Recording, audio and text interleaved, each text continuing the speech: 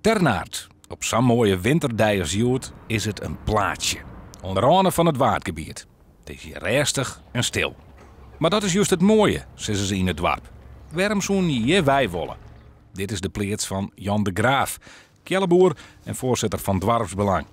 Hij bloeit hier, zijn hele leven lang. Mooi ietsje hier. Ja, het wijnen hier prachtig. Dat kun je zelf om je heen wel zien ook. Zwartjen, daar docht deze boer net om. De grootste legeling van Friesland, ach. Het wordt wat minder, maar ja, hoe slim is dat? En ik denk niet daarna dat ik wel wat afvalt. Boven dat binnen die 24 inwoners minder goed te verklaren. Nou ja, dat is heel makkelijk zijn. Ik bedoel, als je het zorgcentrum sluit, ja, daar ben je mensen en als de helft er nou uit is, dan zak je hut in de hand al als ternaat zijn natuurlijk. De speaker, het zorgcentrum, sluit Takkenmier haar dwarren.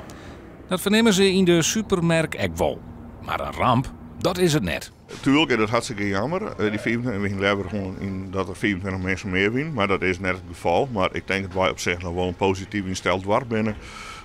Er is een nabouwplan, er is een industrieterrein. Toevallig vorige week hadden ze daar een bijeenkomst van horen. En dat was heel positief al hier.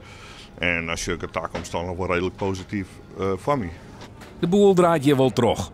En als ze de winnaarsen weer wat in de reg krijgen, dan binnen er in 2008 misschien wel 24 ternaders bij.